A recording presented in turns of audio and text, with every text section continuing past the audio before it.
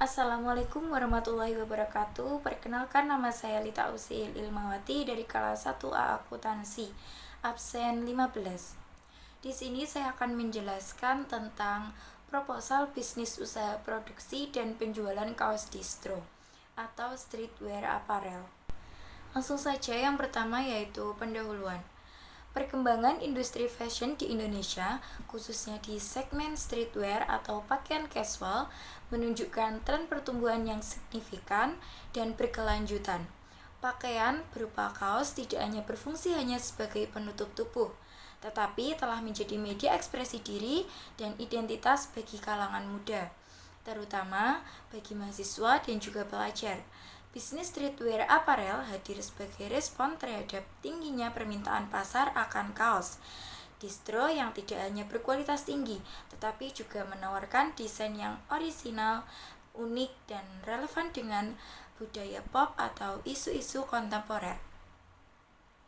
Tren ini diperkuat oleh peran teknologi dan juga media sosial yang kini berfungsi sebagai etalase utama dalam fashion anak muda, konsumen muda yang sangat akrab dengan platform digital seperti Instagram dan juga TikTok. Cenderung mencari produk yang visually atau appealing, menarik secara visual, dan mudah untuk dibagikan atau shareable. Hal ini menjadikan industri streetwear sebagai salah satu utama dalam pengembangan ekonomi kreatif nasional. Yang selanjutnya adalah rumusan masalah. Yang pertama yaitu bagaimana strategi pemasaran dan diferensiasi desain yang efektif dapat diterapkan untuk membangun merek streetwear apparel yang unik dan menarik bagi target pasar anak muda. Kemudian yang kedua yaitu bagaimana merancang rantai pasok dan operasional produksi kaos distro yang efisien untuk menjamin kualitas premium dengan biaya yang kompetitif. Dan yang ketiga yaitu dalam jangka waktu berapa lama streetwear apparel diproyeksikan dapat mencapai balik modal dan memberikan keuntungan yang berkelanjutan bagi pemodal. Yang untuk selanjutnya yaitu tujuan masalahnya. Yang pertama, untuk menganalisis dan merumuskan strategi pemasaran digital yang paling efektif serta menciptakan diferensiasi desain yang unik untuk membangun dan memperkuat merek di mata target pasar anak muda.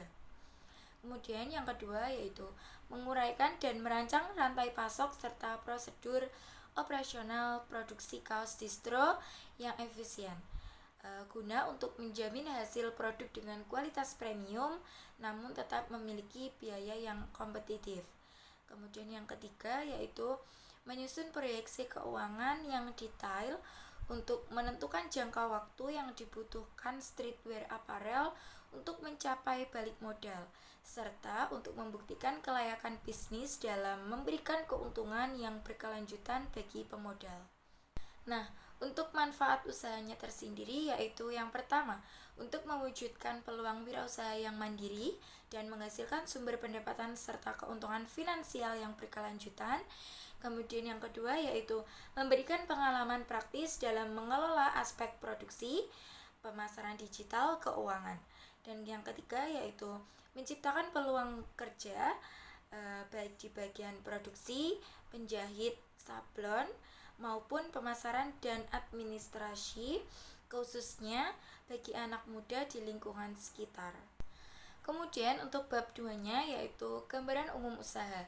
Yang pertama ada deskripsi usaha yang berisi tentang nama usaha dan juga jenis usaha.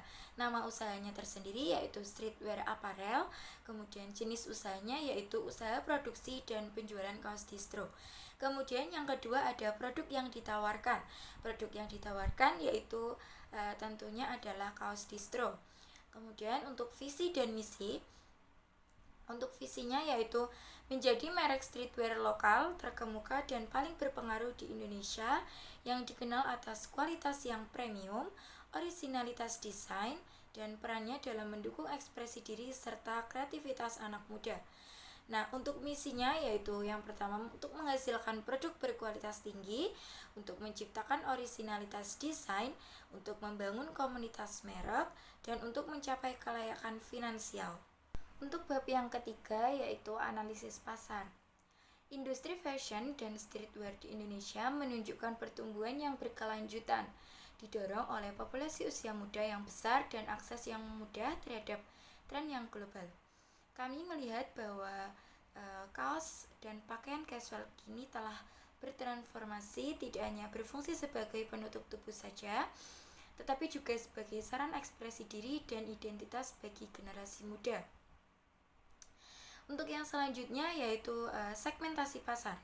Untuk fokus yang optimal, kami menargetkan segmen pasar spesifik untuk usia 17 hingga 30 tahun, profesi, pelajar, mahasiswa, dan juga karyawan. Untuk konsumen yang profesional, menghargai orisinalitas dan melek digital. Untuk analisis kompetitornya, kami menyadari bahwa ada banyak toko merek kaos distro sejenis dan penjualan online di pasar. Namun kami telah mengidentifikasikan kelemahan utama dari kompetitor kami saat ini. Untuk keunggulan kompetitornya yaitu berangkat dari kelemahan kompetitor. Keunggulan kompetitor utama dari streetwear apparel ini yaitu kita fokus pada diferensiasi desain, kemudian komitmen terhadap kualitas bahan yang premium. Kami juga menjual nilai seni dan eksklusivitas, bukan hanya berfokus pada harga yang murah saja. Lanjut untuk yang bab keempat yaitu analisis SWOT. Yang pertama ada strength atau kekuatan. Itu yang pertama ada diferensi produk yang kuat, kemudian komitmen kualitas premium, target pasar yang spesifik, dan fleksibilitas operasional. Kemudian yang kedua ada weakness atau kelemahan. Yang pertama ada keterbatasan modal awal, yang kedua skala produksi terbatas, yang ketiga yaitu ketergantungan pada desainer, dan yang keempat ada resiko brand awareness awal yang rendah. Kemudian yang opportunities, yang pertama itu pertumbuhan ekonomi yang kreatif, dominasi digital marketing, minat konsumen pada eksklusivitas, kemudian potensi endorsement lokal. Untuk yang threats atau ancaman, itu ada persaingan harga dari produk massal, kemudian perubahan tren yang cepat, kemudian isu hak cipta yang menjiplak, kemudian ada kenaikan harga pada bahan baku. Kemudian untuk bab yang kelima yaitu strategi pemasaran. Yang pertama ada place atau distribusi. Nah, kita memanfaatkan saluran digital untuk mencapai target pasar muda secara efisien. Yang pertama itu saluran utama, kita mengoptimalkan penjualan melalui e-commerce, misalnya seperti Shopee dan juga Tokopedia. Kemudian yang kedua media sosial, itu kita menggunakan Instagram dan juga TikTok sebagai katalog dan customer service utama, memfasilitasi penjualan langsung seperti itu. Kemudian yang selanjutnya ada promotion atau promosi. Kita berfokus pada konten yang menarik, seperti pemasaran konten digital, membuat konten foto atau video. Kemudian strategi influencer, bekerja sama dengan micro influencer yang memiliki audiens di kalangan anak muda. Kemudian ada program loyalitas, ini memberikan diskon atau akses prioritas kepada pembeli setia untuk setiap rilis barunya. Kemudian untuk yang bab 6 yaitu rencana anggaran dan juga balik modal. Yang pertama yaitu modal investasi awal. Nah, untuk memulai usaha streetwear apparel, kami membutuhkan modal investasi awal sebesar 20.500.000. Angka ini terdistribusikan ke dalam 3 komponen utama, yaitu peralatan produksi sebesar 7 juta yang mencakup pembelian mesin press kaos dan komputer atau laptop untuk desain. Kemudian yaitu ada biaya branding dan administrasi sebesar 1.500.000 untuk pembuatan logo, desain awal, dan juga legalitas. Kemudian ada modal kerja awal sebesar 12 juta yang dialokasikan untuk stok pertama yaitu 200 unit, termasuk pembelian bahan baku, kaos polos, biaya sablon dan kemasan dan juga label. Kemudian biaya operasional bulanan. Nah, setelah investasi awal, total biaya tetap operasional bulanan kami diproyeksikan sebesar 4.300.000. Biaya ini mencakup pemasaran digital, kuota internal, gaji tenaga kerja, dan juga transportasi. Untuk yang selanjutnya yaitu analisis break even point atau BEP. Analisis titik impas atau BEP sangat krusial untuk menentukan kelayakan operasional bulanan. Dengan asumsi harga jual per unit kaos adalah 150 dan total biaya variabelnya per unit adalah 60, termasuk bahan baku, sablon dan juga kemasan. Nah, maka margin kontribusi per unitnya adalah sebesar 90.000.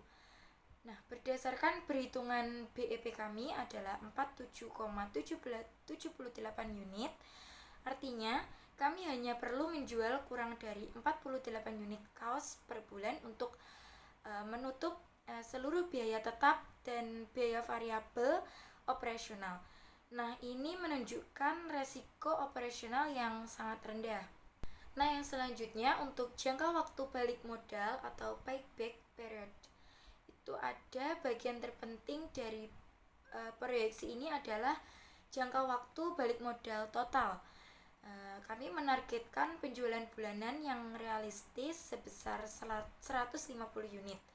Kemudian dengan target tersebut, proyeksi profit bersih bulanannya atau EBIT yang kami dapatkan adalah sebesar 27.200.000.